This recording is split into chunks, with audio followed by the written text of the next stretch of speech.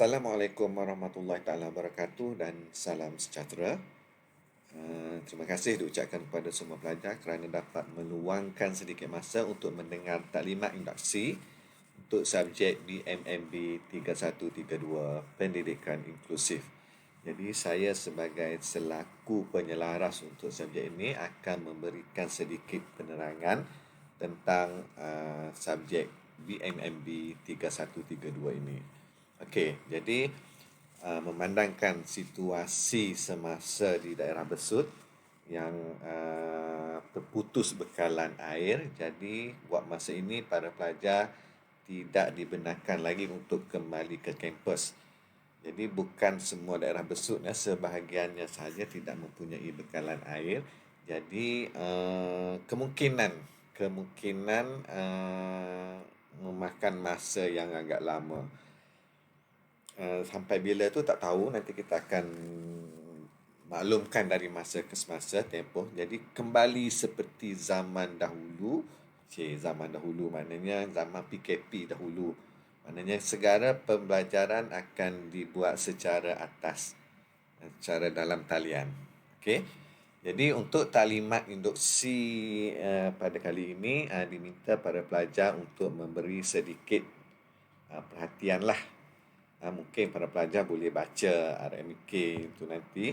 Tetapi sebagai memenuhi syarat, saya terpaksa sebagai penyelaras memberi sedikit penerangan. Okey. So untuk subjek BMMB 3132 ini, tenaga pengajarnya adalah seperti yang tertera di sini, iaitu untuk BM1 akan diajar oleh TS Syariful Hafizi bin Mat Hanafiah. Untuk BM2 saya sendiri, itu Encik Wan Muhammad Khairi bin Wan Awang. Untuk BM3 akan diajar oleh Dr. Hazrina binti Awang lah. Dan BM4 akan diajar oleh Haji Hatta bin Ismail.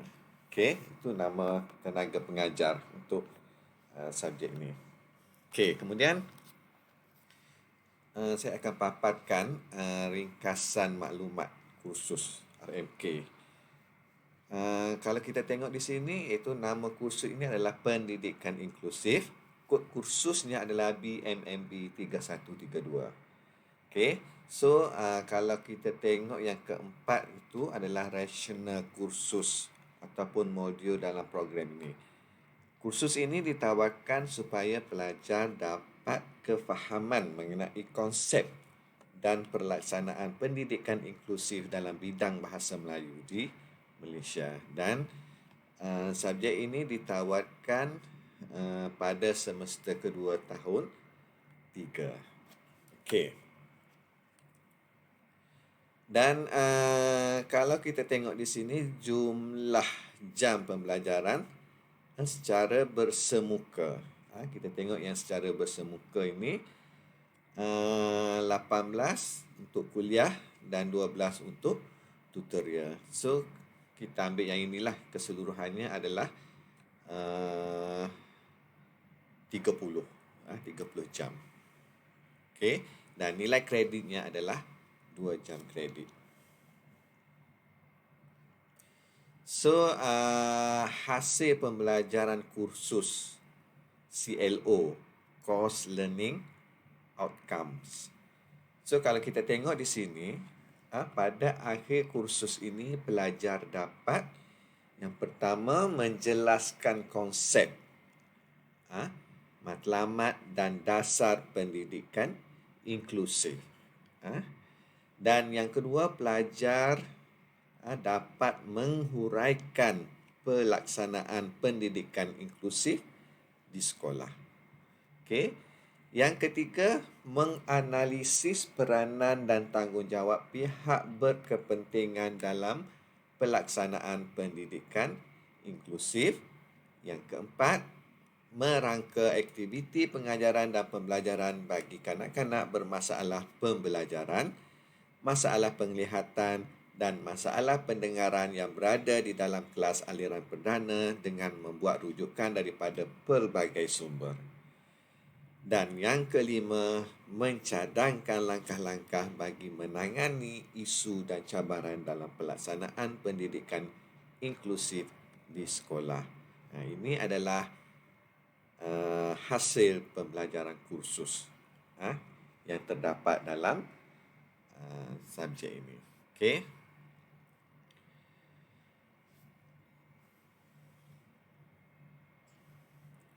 Okey, kemudian kalau kita tengok di sini strategi pengajaran dan pembelajaran ianya dijalankan secara kuliah, tutorial dan juga perbincangan. Dan di sini dinyatakan juga adalah strategi pentaksiran. Okey, pentaksiran terbahagi kepada dua bahagian iaitu kerja khusus. PB yang kita panggil sekarang ini adalah pentaksiran berterusan. PB jumlah markah yang diperuntukkan adalah 60% dan peperiksaan akhirnya adalah 40%. Jadi kursus ini dia ada peperiksaan. Okey, kerja khusus dilaksanakan sepanjang kursus manakala peperiksaan dijalankan di akhir semester. Kerja khusus terdiri daripada penulisan akademik. Ini adalah pecahan dia, penulisan akademik, penulisan rancangan pengajaran individu dan pembinaan bahan bantu mengajar. Jadi ada 3 PB di sini ataupun kerja khusus. Kerja khusus digubal dengan merujuk buku panduan pentaksiran. Peperiksaan adalah berbentuk ujian bertulis yang digubal dengan merujuk buku panduan pentaksiran. Okey, so boleh faham maknanya 60% adalah tertakluk kepada kerja khusus dan 40% adalah tertakluk kepada peperiksaan akhir. Okey. Dan sinopsis kursus ini kalau kita tengok di sini dalam RMK dinyatakan dengan jelas kursus ini merangkumi sejarah, matlamat, dasar, pendekatan dan pelaksanaan pendidikan inklusif dan peranan pihak berkepentingan dalam pelaksanaan pendidikan inklusif. Kursus ini juga menekankan tentang konsep dan pelaksanaan pedagogi inklusif dan membincangkan faktor kritikal kejayaan dan cabaran dalam pelaksanaan pendidikan inklusif. So, perkataan pendidikan inklusif ni mungkin pertama kali didengar oleh pelajar sekalian ataupun mungkin ada yang pernah dengar pendidikan inklusif. Jadi bagi yang pertama kali mendengar tu bolehlah start Google cari apa itu pendidikan inklusif. Okey. Yang ke-13 mod penyampaian telah dinyatakan tadi iaitu secara kuliah dan juga secara tutorial. Okey, ini perincian dengan lebih jelas kerja khusus tadi yang telah saya terangkan pada awal tadi. Kerja khusus 60%, peperiksaan akhir adalah 40%. So, kalau kita tengok pecahan secara detail di sini, yang tugasan ini, kerja khusus ataupun pentaksiran berterusan ini adalah penulisan rancangan pengajaran individu 20%, pembinaan bahan bantu mengajar juga 20% dan penulisan akademik juga 20%. Jadi PB 60, peperiksaan 40. Okey, boleh faham Okey. Dan ini adalah antara rujukan-rujukan yang diberikan di dalam RMK ini. Okey. Dan kalau kita lihat di sini, kesemuanya rujukan ini adalah buku-buku dalam bahasa Inggeris. Walau bagaimanapun, pihak kami ada menyediakan buku yang boleh diguna pakai untuk sepanjang semester anda belajar subjek ini. Okey. So, untuk tambahan untuk pembacaan tambahan, anda digalakkan untuk mencari buku-buku ini sebagai rujukan tambahan. Okey. Mungkin boleh cari secara online ataupun di perpustakaan. Boleh tanya staf di perpustakaan Al-Basuti. Okey. So, untuk seterusnya, ini adalah buku-buku rujukan untuk cover depan yang saya katakan tadi lah, sebahagiannya. Sebahagian. Okey, buku dalam bahasa Inggeris. Okey, so kalau bagi yang anda mahir berbahasa Inggeris, boleh rujuk. Why not? Tak ada masalah. Boleh rujuk sepenuhnya. Okey. So, sini saya sedangkan sedikit dalam PT 0301. Mana pecahan mingguan untuk BMMB 3132 ini. Okey. So, untuk minggu pertama, kita akan bermula pada 7 hari bulan 1. Iaitu pada minggu inilah. Jadi, kelas untuk BMMB 3132 ni, kita akan bermula serentak pada hari Selasa. Untuk 4 kelas ni, BM1, BM2, BM3, BM4, kita akan mula serentak pada hari Selasa. Okey, so saya tak pasti kaedah kelas untuk dengan pensyarah anda semua. Mungkin akan dibuat secara Google Meet. Terpulang kepada pensyarah masing-masing. Okey, so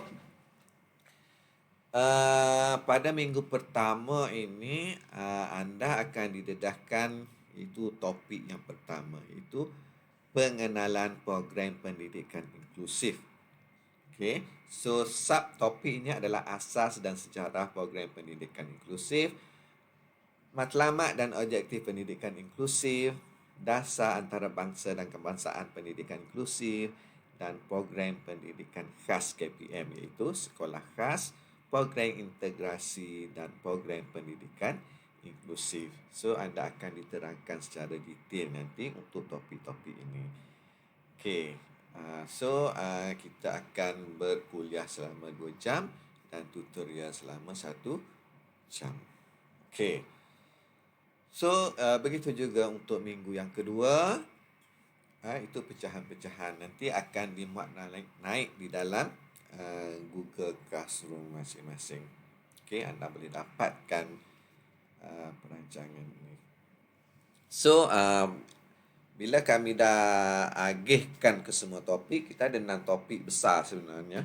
Dan bila kita dah agihkan ikut topik, ikut minggu ini, kita akan habis pada minggu yang ke-11. Iaitu 17 hari bulan 3 hingga 21 hari bulan 3, 24. Yang mana kita habis awal lah. Kalau mengikut perancangan tu, kita ada masa lagi untuk mengulang kaji topik-topik yang dirasakan perlu untuk diulang kaji. Okey. So, untuk PB akan diberikan taklimat mungkin pada minggu hadapan. Okey.